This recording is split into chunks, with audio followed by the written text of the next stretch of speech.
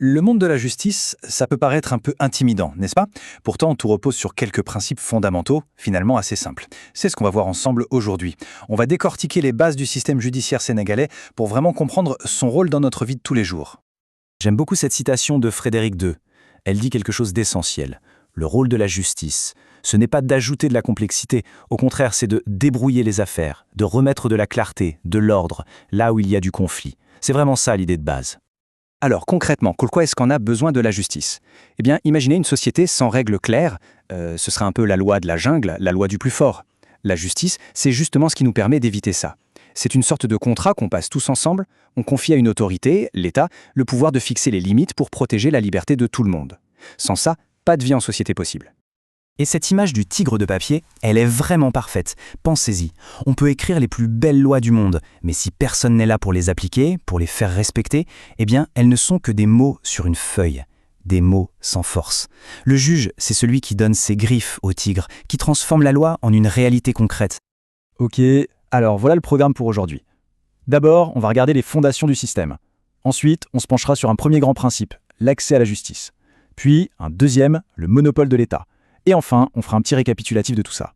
Allez, on commence par le commencement, les fondations. Pour bien saisir comment la justice fonctionne aujourd'hui au Sénégal, il faut faire un petit retour en arrière au moment de sa construction après l'indépendance. Ce qu'il faut comprendre, c'est que c'est une histoire en mouvement. Juste après l'indépendance, la priorité, c'était de s'affranchir du modèle colonial. Ensuite, la Constitution est venue poser les bases d'un pouvoir judiciaire indépendant qui garantit l'égalité de tous. Et ça continue d'évoluer, avec par exemple cette grande loi de 2014 qui a complètement réorganisé les tribunaux pour les rendre plus proches des gens. C'est un processus constant de modernisation. Alors, comment ça se passe le parcours d'une affaire? C'est assez simple à visualiser en fait. Imaginez une pyramide à 3 niveaux. Tout en bas, vous avez la première instance. C'est là que l'affaire est jugée pour la première fois. Si l'une des parties n'est pas satisfaite du jugement, elle peut monter au deuxième niveau, c'est l'appel. Là, la cour d'appel va tout réexaminer, les faits et le droit. Et tout au sommet de la pyramide, c'est la cassation, avec la Cour suprême. Attention, son rôle est très spécifique. Elle ne rejuge pas l'affaire. Elle vérifie juste que les juges des niveaux inférieurs ont bien appliqué la loi. C'est un peu le gardien des règles du jeu. Bon, on a la structure en tête, mais la question cruciale, c'est est-ce que la porte de ce système est vraiment ouverte à tout le monde? C'est le premier grand principe qu'on va aborder, l'accès à la justice. L'idée de départ est aussi simple que puissante, l'égalité. Ça veut dire que peu importe qui on est, riche, pauvre, influent ou non, on passe devant les mêmes juges avec exactement les mêmes règles. Ça peut nous paraître évident aujourd'hui, mais c'est une véritable révolution par rapport aux époques où la justice dépendait de votre classe sociale. Maintenant, la question qui fâche. Sur le papier, c'est parfait, mais dans la vraie vie, est-ce que cette égalité est vraiment absolue? La réponse est plus nuancée. Voyons pourquoi. C'est là qu'on voit que les choses sont plus complexes. Plusieurs éléments viennent relativiser ce principe d'égalité. Prenons la caution juridicatum solvi. C'est un terme un peu barbare, mais l'idée est simple. C'est une somme d'argent qu'un étranger peut devoir déposer pour garantir qu'il paiera les frais s'il perd son procès. Il y a aussi les juridictions d'exception, comme les prud'hommes pour le travail. Ce n'est pas pour favoriser des gens, mais pour avoir des juges spécialisés. Et puis, il y a des obstacles plus insidieux. Le langage du droit, très technique, peut exclure ceux qui ne le maîtrisent pas. Et bien sûr, le fossé économique. Un particulier n'a pas les mêmes armes qu'une multinationale. Face à ces obstacles, surtout économiques, le système a un autre principe fondamental, la gratuité. Attention, ça ne veut pas dire que tout est gratuit, on va y revenir. Ça veut dire une chose essentielle, le juge ne doit pas être payé par les personnes qu'il juge. Il est payé par l'État. Pourquoi c'est si important? Pour garantir son impartialité, tout simplement. Son jugement ne peut pas dépendre de qui le paye. Ok, donc le service du juge est gratuit. Mais est-ce que ça veut dire qu'un procès ne coûte absolument rien? Eh bien, non, pas tout à fait. Il y a d'autres frais à prendre en compte. En fait, il y a ce qu'on pourrait appeler des coûts cachés. D'abord, il y a des taxes, comme les droits de timbre sur les actes officiels. Ensuite, il y a ce qu'on appelle les dépens. Ça, ce sont tous les frais de procédure. Par exemple, payer un huissier pour qu'il remette une convocation ou rémunérer un expert qui vient donner son avis technique. Et enfin, évidemment, il y a les honoraires de l'avocat qui sont à la charge de chaque partie. Alors comment faire si on n'a pas les moyens de payer tout ça? C'est là qu'intervient une solution essentielle. L'aide juridique. C'est un mécanisme de solidarité nationale. En gros, si vos ressources sont insuffisantes, l'État peut prendre en charge, totalement ou en partie, vos frais d'avocat et de procédure.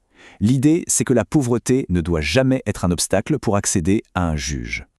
Ok, on a parlé de l'accès à la justice. Maintenant, une autre question, qui a le pouvoir de rendre cette justice? Qui est l'arbitre? Ça nous amène à notre deuxième grand principe, le monopole de l'État. Le principe est simple. Il n'y a que l'État qui a le droit de rendre la justice. C'est ce qu'on appelle un monopole. Ce monopole a deux facettes. D'une part, le pouvoir de dire le droit, ce qu'en latin on appelle la juridiction.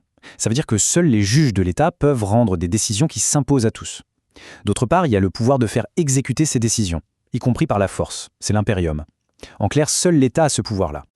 Cependant, comme souvent en droit, il y a une nuance. Ce monopole de l'État n'est pas totalement absolu. Il existe une alternative qu'on appelle l'arbitrage. C'est une forme de justice privée.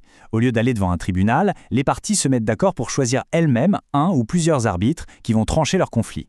C'est très utilisé dans le monde des affaires. Alors pourquoi choisir l'arbitrage plutôt que la justice de l'État? C'est une question d'avantages et d'inconvénients. L'arbitrage, c'est souvent plus rapide et surtout c'est confidentiel. Les audiences ne sont pas publiques, ce qui est très apprécié dans le monde des affaires. En plus, on peut choisir des arbitres qui sont des experts du domaine concerné.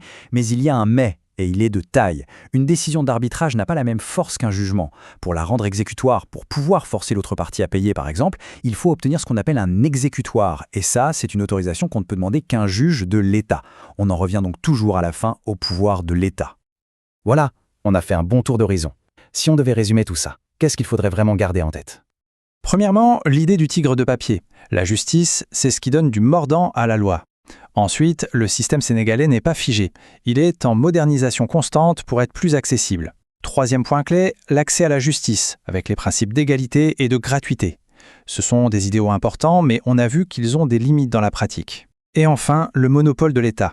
C'est lui le grand arbitre, même si les alternatives comme l'arbitrage existent, notamment pour le monde des affaires. Et tout ça nous amène à une dernière question. Une question pour l'avenir. La société change, elle va de plus en plus vite. Alors comment le système judiciaire peut-il s'adapter? Comment peut-il innover pour être encore plus efficace, encore plus proche des gens? Ce n'est pas une question de perfection, mais d'évolution permanente. C'est un défi constant et la réflexion est loin d'être terminée.